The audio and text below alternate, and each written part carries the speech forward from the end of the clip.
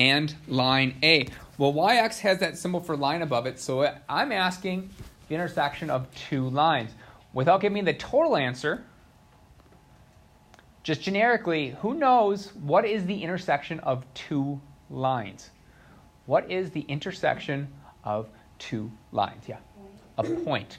So we're looking for a point, right? We're just looking for a point. There's two lines, we're looking for a point. So in fact, with multiple choice, I can already eliminate some. It's not line A. That's a segment. We haven't even talked about that yet. This D is actually a plane, so in fact, there's only one possible answer. So hopefully that is the correct one. So if I'm looking at this, and I'm looking at X, Y, that's that line there, and I'm looking at A, they intersect right there, which is point M. All right, so the answer to that one is point M. So you're going to write on your sheet so that you have your work and you can look back at it, because I'm going to tell you right now, Bell work questions find their way on tests a lot. All right, I ask important questions on Bell work that I think are important. So I go through your homework and I look for important questions and I put them as Bell work, so I want to make sure you understand that concept. So a lot of times Bell work find their way on tests because I think they're important. Now, because this is on the board as A, B, C, D, that tells you need to have your Plickr card out. So let's all take our Plickr card out. Yeah. Did you already lose it? Yeah. That orientation. I know my number though. Oh, okay. What number are you? 7. So you can just go over there and grab it. I'll post the link tonight to the printing cleans off. So you're just going to see that 6 through 10. You're just going to grab that one. And you're going to find 7. All right. Does everyone have a Plickr card? Yeah. All right. I want you to find, because our answer is B, right? I want you to look at your Plickr card and make sure B is on the top. Make sure B is on the top of the card. That is your answer. And all you're going to do, we are going to go on to B. So we said the first one was just point M. You can either say point M. I'm going to actually put point M. I do like using point if I'm writing it. Our second one says name the intersection of a plane C and plane D. First of all, before I even answer that question, when two planes intersect, what is their intersection? So two lines is a point. What happens when it's two planes? Yeah. Line. It's going to be a line. So my answer should be a line, right? So now let's just look at those two planes. We have plane C and plane M. Where they intersect is that section right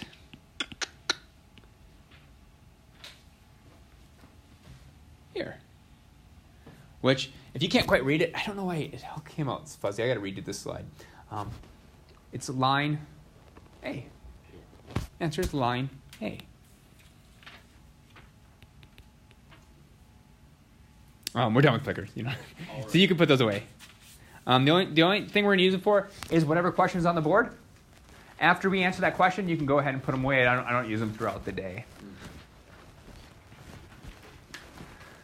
Just because Plickrs are, usually my Bell work is I'm pulling them straight from. When you put those back, can you put it so it's facing the other direction? Oh, yeah. The Plickr. See how there's one facing me? When I scan, you can move it right now. Okay. When I scan the whole classroom, I'll actually scan that card then. That's why they have to be. So if you borrow those, make sure that it's the blank side. Thank you. But Bell work should be something that we've already seen. All right, it should be stuff you look in your notes. So I'm okay testing on whether you know it or not. All right, before I go on to the actual lesson, what questions do we have from the homework? And you don't have to read the question to me. You just got to ask a number and what your question is. Yeah. Number 30. Number 30 says, sketch and label a horizontal plane P, and it contains lines K and N that intersect at point A. Specific question, or you just want me to go through it? Just go through it? Okay. So what I'm reading is I need to draw a plane, because there's a plane. There's some plane. Sketch and label a horizontal plane P. So let's sketch plane P. Do something like that. Oh, that's just terrible. But that's my plane P. I'll label it P. Are you okay with that? Good? Now, somewhere in that plane are two lines, K and N, and they intersect. So I'm going to draw two lines that intersect. So let's just draw two lines that intersect. I'll worry about labeling it in a second. I just know we have two lines that intersect. It says those lines are K and N. So now right by one of these, I'm going to call it K. I'll call the other one N. And it says that it intersects at point A. So I'm just going to, that point smack dab in the middle, I'm going to call that guy A. Now I have two lines intersecting at A that are all on that plane. Does that make sense? The plane is the thing that, drawing the plane I think is the big thing in figuring out what is actually happening. It's tough. It's tough to visualize because it's 3 dimensions on a 2-dimensional screen, which is hard to kind of visualize what's happening. But are we all okay with that? You sure you're okay with that? All right. If you don't like my answer, tell me. Don't be like, still confused. All right, other questions?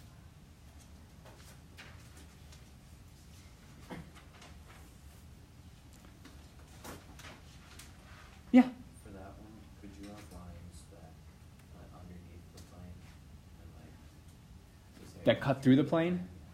Let's read the directions. The reason why you can't is because it says the horizontal plane P contains the two lines. Contains typically means it has to be, the entire line has to be on it, not that it cuts through it. I get what you're saying because it would kind of contain part of it because it contains that point, but contains really means it should be entirely on that plane. Does that make sense? Yeah. On a test, I'd probably accept it because it is containing a point of that line, but I'm shooting for entirety. Other questions? Those are good questions to get out of the way now. We're good otherwise? Homework wasn't bad? It's okay? All right. Then we'll go into today's lesson. So we started off, or we had yesterday, we learned what a line was. We learned a line went in both directions forever. Now we're going to take that line and we're going to condense it down a little bit into something called a line segment, which is part of a line. A line segment is just part of a line. It is a portion of the line with two endpoints. So you will no longer have arrows. You will no longer have arrows. Look here. It's a line here, right? We have a line here. We could name it, we could pick any 2 points out of here and call that line that specific name. In fact, I'm going to name it really quick. So this right here is a line. And we could call it any, someone come up with a name for it. Pick 2 letters. AB. Nice. So we're going to call it AB. Remember when you're naming a line, you have to put a line above it. Now this is line AB. Any 2 points you pick, doesn't matter. As long as they're on the line, you can pick those 2 points and that's the name of the line. Segment is just part of that line. Someone pick 2 letters that are on that line and shout them out. Okay. AR. Thank you. All right, AR. I'm going to pull out segment AR. So I'm going to go down here and put an A. We'll put an R up here, and we'll connect those 2 points. Note, I have no arrows, nor does it go past those 2 points that you shouted out to me. This right here is a segment. That's a line segment. It starts and it ends. Do you think B and N are still on this line somewhere? Yeah, all those points are still there. Remember, there's an infinite number of points here. B and N are on here. You could label them. Depends what the question's asking for. Okay, I'm just going to pull out segment AR. It's just part of a line with no arrows. So guess what? When I name this segment, I'm just going to pick the start point and the end point. So no longer can you pick just any point you want to. It has to be the start and end of your segment when you're naming these. So it has to be, so let me go ahead and put, I'm going to put B and N on here just to show that it has to be our start and our end of our segment. So that's the start. That's the end of our segment. Yeah. Could you reverse the order? You can reverse the order. Yep, it's still fine to reverse the order. Okay. So you can call that segment R A. And we'll get to raise. Raise, you'll understand why we have to put raise in order, but we'll get to that in a second. So this is AR. Remember with line where we actually put a line on top of it? For segment, we're going to put a segment on top of it, which is a line with no arrows, just like that.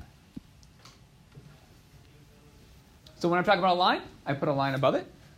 When I'm talking about a segment, I put a segment above it. Not too bad, is it? Now let's get down to distance. We have some notes you probably have to take that I'm not going to put, but distance.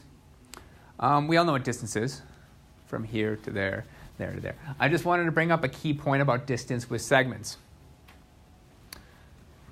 If you have a segment AB, so we're looking here. Like if I have this segment, and I know this length, you add those two things together and you get the total length. So if I know part of a length, the other side of the length, I get the total length. All right, so if I measure from me to you, and I measure from you to Davion, add those two things together, I have the total distance between us. That's all it's saying. This distance plus that distance equals our total distance. Does that make sense? Did I blow anyone's mind with that crazy math? No. Okay. I do want to note something. Are there lines above here? Do we see any lines above AB, BC, or AC in that? If there are no lines above it, it's a distance. It's a distance. I'm not specifically talking about a line. I'm not specifically talking about a segment. I'm saying the distance from point A to point B is this. This right here is distance. So no line above it means it's distant. So that's no line means distance.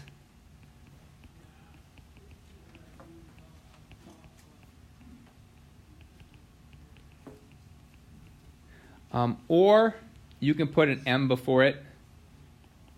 Means the same thing. Measure of AC means the same thing as no line above it. So no line means I'm talking about specifically distance. So I'm no longer talking about a segment. Even though it is a segment, I'm talking about what's the distance from point A to point B. So typically what I'm replacing these with are numbers. These are actually hidden numbers. Like this might be 7 feet. This is 8 feet. So this would be 15 feet, and we'll see that down here. So down here, we have no bar. That means I want, so it says find EF.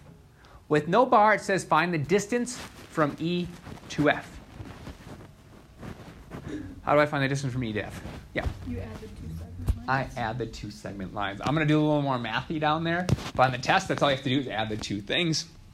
Whatever in my mathies, I'm going to say, well, the distance from E to F is ED plus DF is going to equal the total distance. But because there's no lines above it, those are numbers. The distance from E to D is 1.2. The distance from D to F is 1.9. That's going to equal my distance of E to F. So can someone tell me what's the distance from E to F? Yeah. 3.1 centimeters. 3.1 centimeters. And can you all do me a favor? If I don't put centimeters down, yell at me. All right? 'Cause I'm doing this like 3 or 4 times. Sometimes I just do the numbers and I forget to do that. But I should have centimeters because I started with centimeters. So if I forget that, someone yell at me, okay? Oh no. This time they gave me the, what do I have to do to get to BC? How do I get BC on that one? Yeah. Oh, use subtraction, yeah. Ooh, awesome, awesome. So we're doing BC.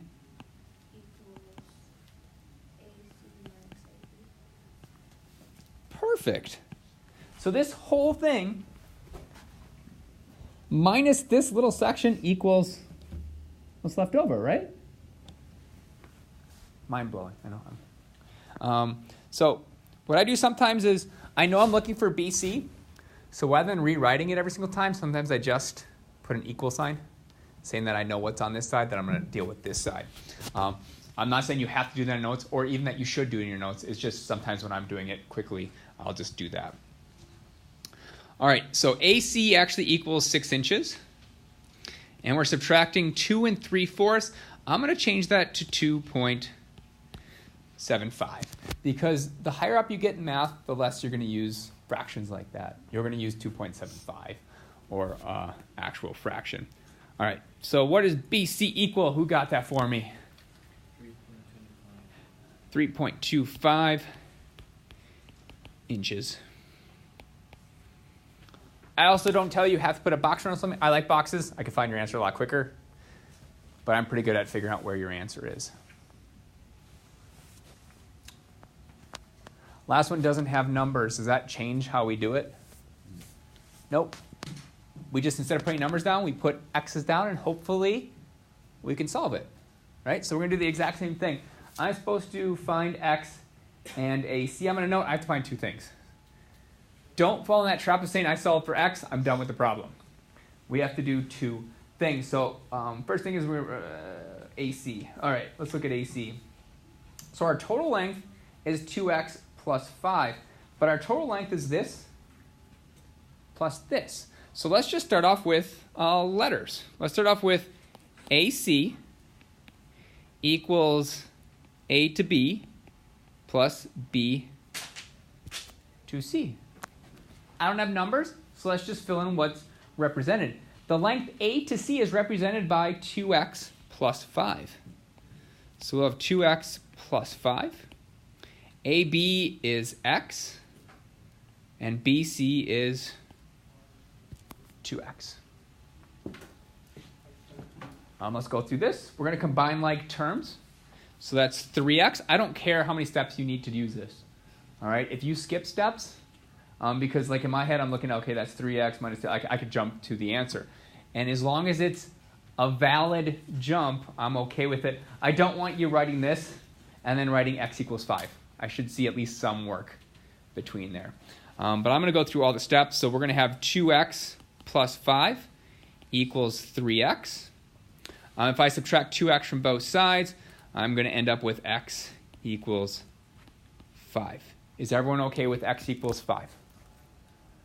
I just asked that because you've been removed from algebra for a whole summer, and sometimes it's just gone. All right, so that's my final answer. I'm done. I don't lose any points. I don't lose any points. Oh, why is your hand raised? I have also a question. Oh, okay. For A, do you have to write like AC equals AB? No, no, no. And it's because we have to find I do have to find. Yeah. I have to find AC. And so I'm going to put a little wall here and put more work down here. So I'm finding AC. Well, AC is just equal to 2x plus 5. Throw that 5 in for that x. I have 2 times, I use a parenthesis when I replace things. 2 times 5 plus 5. AC equals 15. And I got myself an answer. ¿Qué pasa?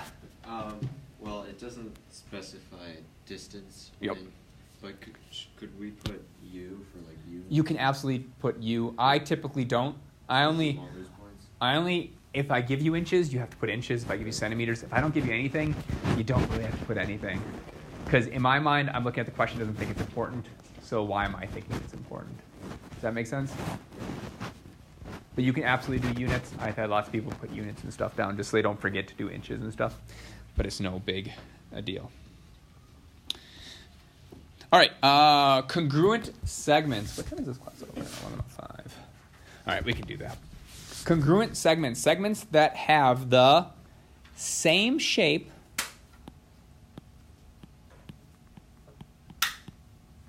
and size.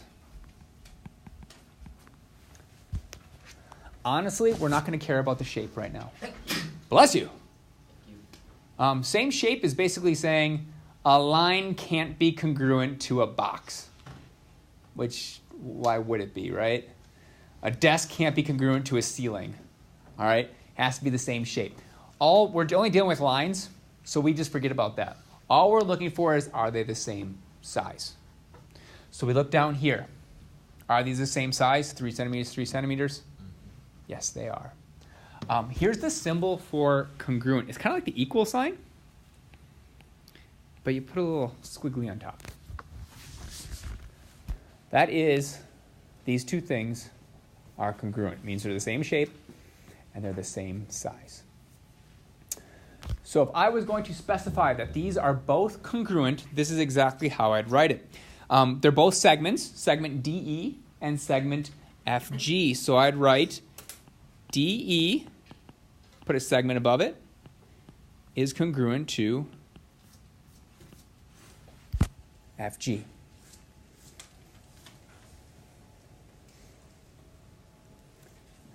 There's another way we can write this. And I'm putting it down here because I want you to get these symbols correct.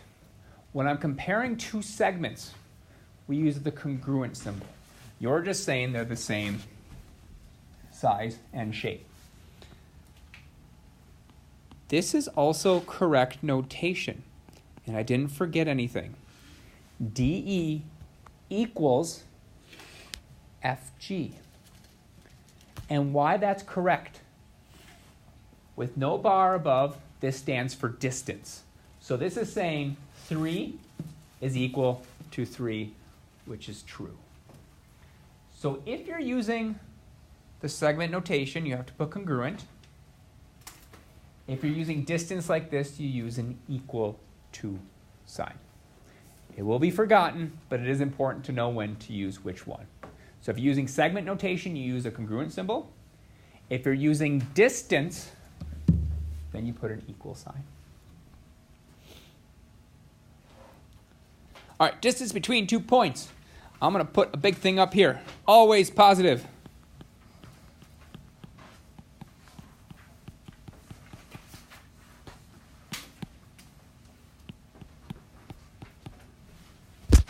Because if someone asks me to measure a table, I'm not going to say that is negative 6.3 feet or something. I'm going to say it's 6 feet. All right? It is always positive. And for that reason, we use absolute value bars. Both of these will get you the same answer. So even though they're in different orders, these will get you the same answer. So either you take the absolute value of your first point minus your second point, or you take the absolute value of your second point minus your first point. And these are just numbers, like 3 and 10. These are just numbers, and we'll see some examples over here. Absolute value at the end. So you're subtracting those two values. Doesn't matter what order you put them in. And yeah, I know, if I was in class right now, I'd be like, I can just count the distance, Mr. Pavian. Why am I doing this crazy formula? On the test, what if I say K is negative 214.3 and B is 11.6? You're doing a lot of counting then. All right, this formula makes it a lot easier. So whatever values I give you, so we're doing J, K. Just kidding. No, we have to do that. So we're doing J to K, so we're talking about the value negative 8 and the value negative 3. In that formula, so remember, no bar means I'm looking for distance, is going to equal absolute value because I want a positive. Let's just take one of them, that's negative 8. And we're going to subtract the other one, which is negative 3. Don't forget I'm subtracting a negative. All right? This negative doesn't supersede this one. It's always subtracting. So I'm looking at negative 8 and negative 3, and I'll put a subtraction sign between the two. What happens when I subtract a negative? Anybody? Positive. It becomes positive. Awesome. Yeah, if I say anybody, you can just shout out the answer. All right, so we are actually dealing with absolute value of negative 8 plus 3. Negative 8 plus 3 is negative 5. Absolute value just gets rid of the negative sign, right? So this is just going to equal 5. If I count it, 1, 2, 3, 4, 5. Got it. We're good. K to L, same thing. I'm going to do it in a slightly different order. I'm going to do the absolute value of, I'm going to take the second one, 1, and I'll subtract the other one, subtract a negative 3. So I did it kind of out of order. I almost always take the smaller one first. second one is just habit. But this one I'm going to take L first, just to show you it's the same thing. 1 minus a negative 3, that's actually 1 plus 3, which equals 4. 1, 2, 3, 4. Got it. Determine if J, L, and Km are congruent. How do I know if two things are congruent? Yeah, what's up? With the same distance? Has to be the same distance. So I'm probably going to find the distance of both of them, right? And see if they're the same. I want you to find the distance of JL. And I want you to find the distance of KM. I'll give you a second for all of you to take that time if you haven't already. Go ahead and find the distance from J to L and find the distance from K to M. Short on time. Did anyone get JL? Who's got this? JL. Yeah. 9. Niner. KM. KM. KM, what did you get? 10? Are those two lines congruent? Nope. Has to be the same number. Has to be the same number because they're different. They are not congruent.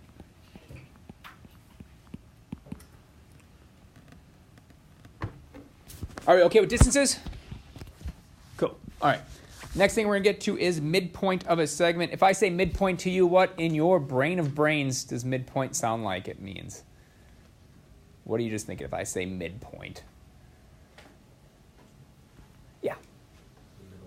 The middle point. That's all it is. It's the middle. It's the middle. We're going to put a little more mathy to middle. It is the point that divides the segment into two congruent segments.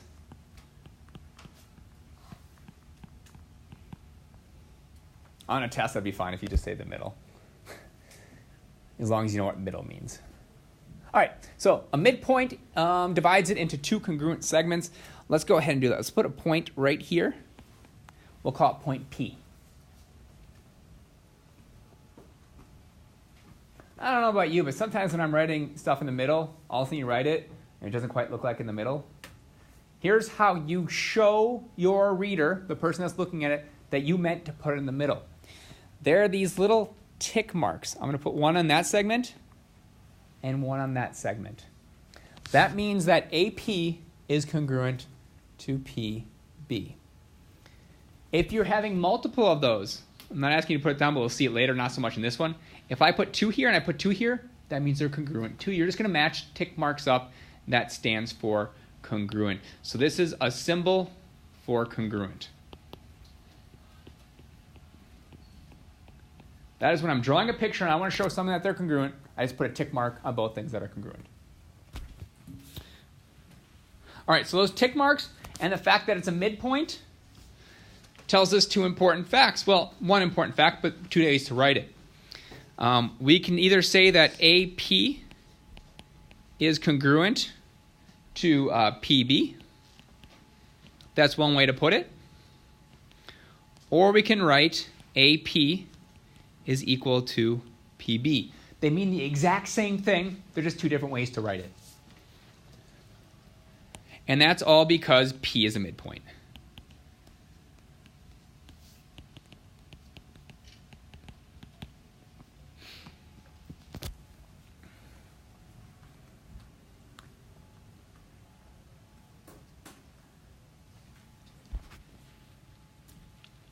All right, this next one we're going to go through quickly.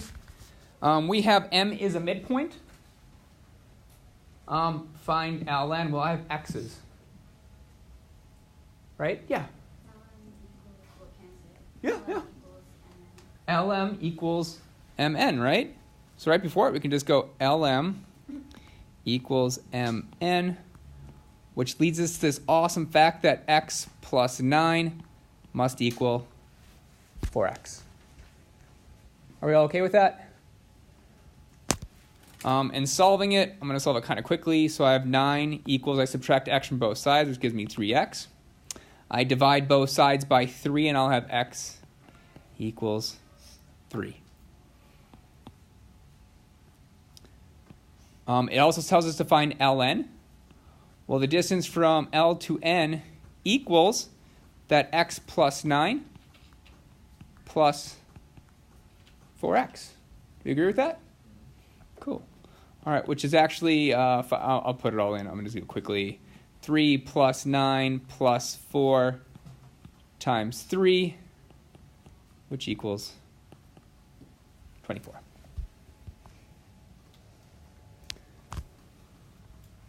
Remember, this is all online. If I'm going a little too fast for you to take notes, you can just look in this section, just scan over it.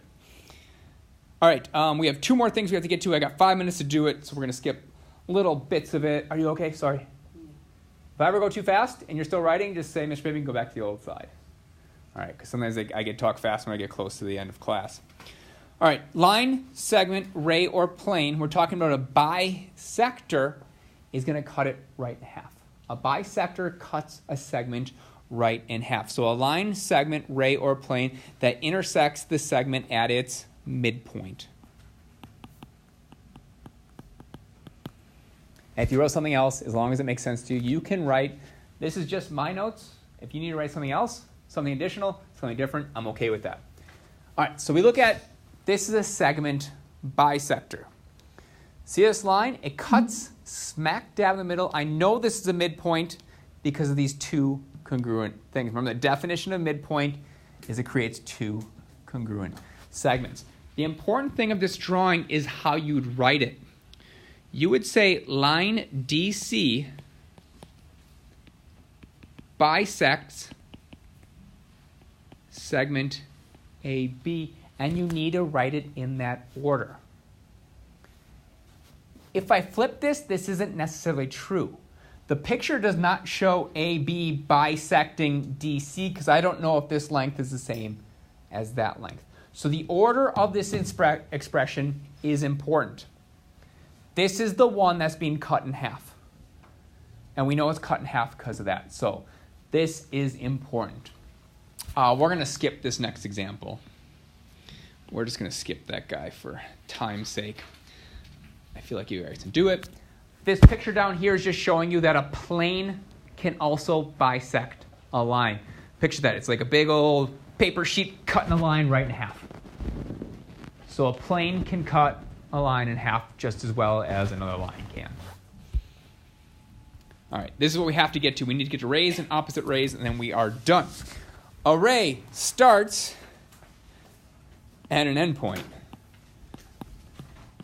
Kind of a weird way to put it, but it does, and goes in one direction.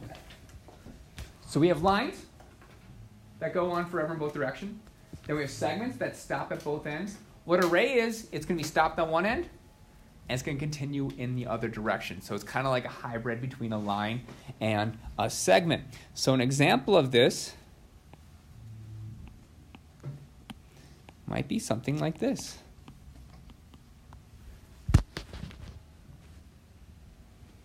That is ray AB. Who asked before about orders of letters and segments? Was that you? And I said order didn't matter in segments, right? Yeah. Order doesn't matter in lines.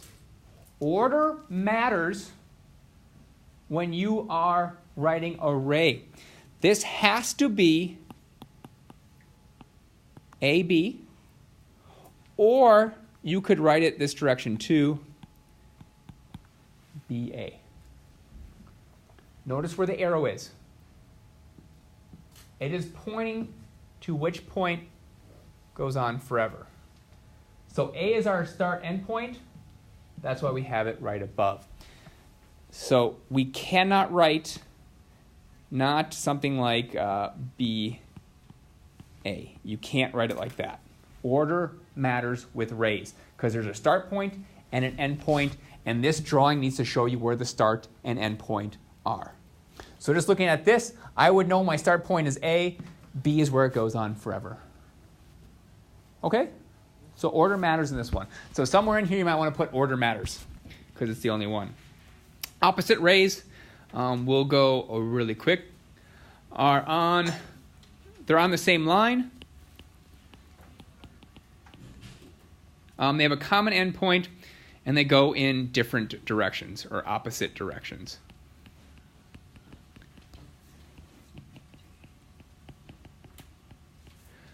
I think it makes more sense once I draw a picture of what an opposite ray is.